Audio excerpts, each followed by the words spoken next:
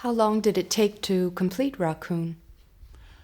We started in March last year and finished the production with some interruptions, of course, in January of this year. So Raccoon was the longest production ever in the history of the band.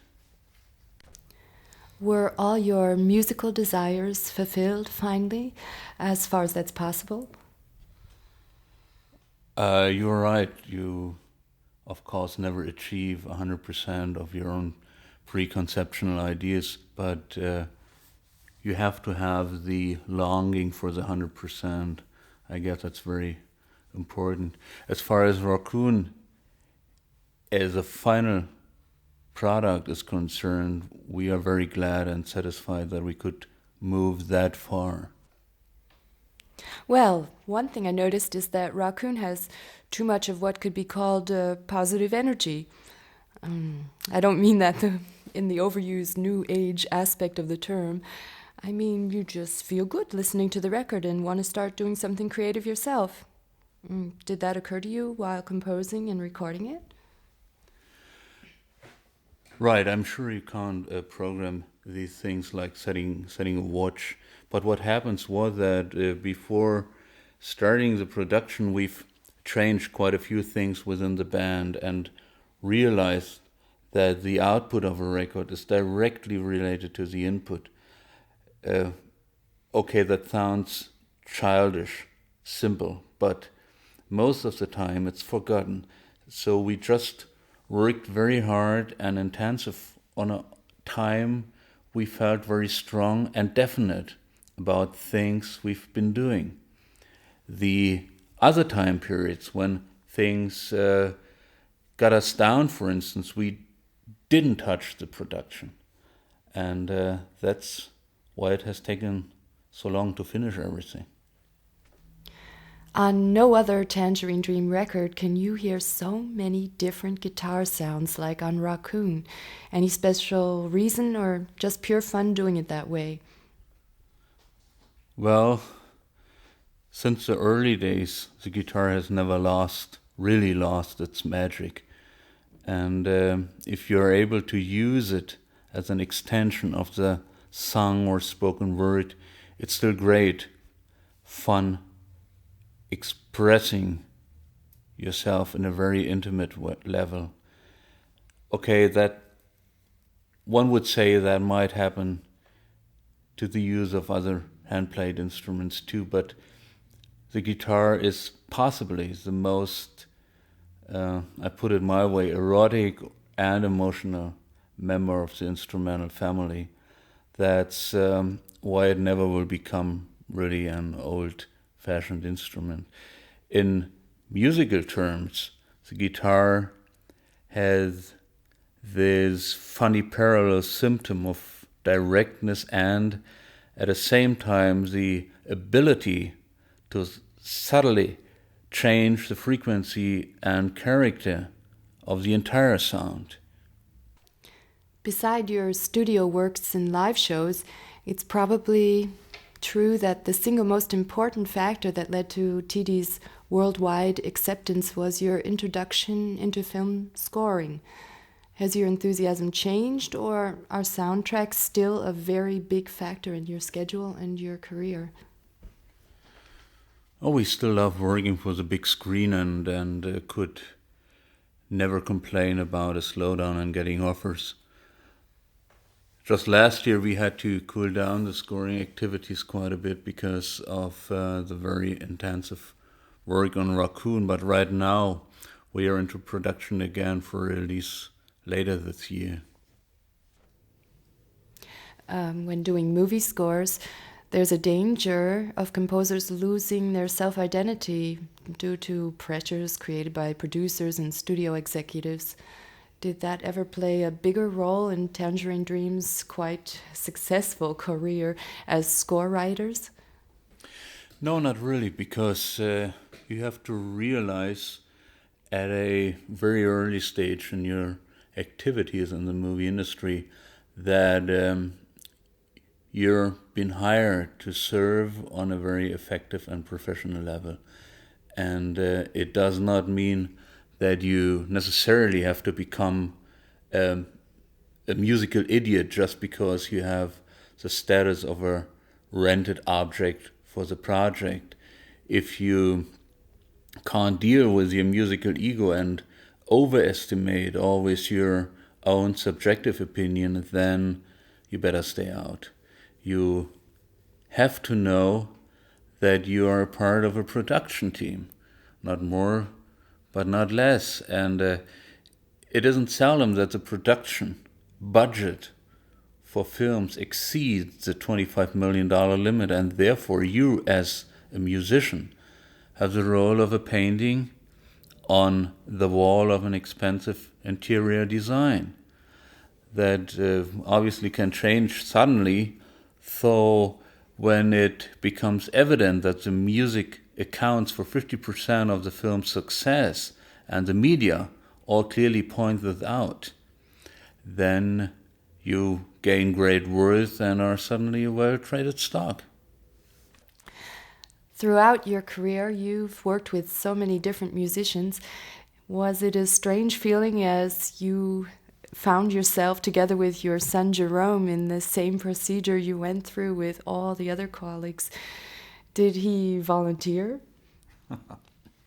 In the earlier days, I always thought it might be awkward or obvious to bring your own kid into the band, because very often the father-son relationship turns out to be this beautiful disaster sooner or later. So I did not force or threaten him even to learn an instrument. But he started playing drums at the age of 12 of his own choice and switched over to guitar and then finally to keyboards. And today, 10 years later, his presence is very self-confident and fruitful. And I would say that has absolutely nothing to do with the family aspect. What's your general comment on critics? I know you've received some very strange critiques all the way through your 20-year career. Well, you can't turn a dancing grizzly into a ballerina, and 99% of the critics are dancing grizzlies. That's it. The world can be a painful and stressful place. How does the band counter this? Is the act of creating itself liberating? Well, the world has never been a friendly and peaceful place, or if you stop looking for paradise on earth, does it give you a sense of reality? So the process of getting disillusioned again and again won't hit you anymore. That, of course, doesn't mean that you should assimilate yourself to the absurd, degenerating development of the human race. I mean, you should never give up searching for a way out, of course, in relation to your own abilities. Some years ago, in an interview, you said that when you go into the studio, you compose yourself. What does that mean? We simply feel that you can't compose in any other way than explaining yourself in music. Your life, your thoughts, your desires, your beliefs, not considering the likes or dislikes of an audience or even a record company. It's said that you never really made compromises, for instance, in terms of record companies' commercial desires. No, that's true. We simply never did that. We are aware that we are part of a business game, but we sell music, not streamlined refrigerators or other stuff. And we have the strong belief that there is a difference between the two. Few internationally acclaimed groups can present 20 years of hard, without a loss in dynamic, successful work. Does Tangerine Dream have a secret recipe? Yeah, if we had one, we certainly wouldn't talk about it.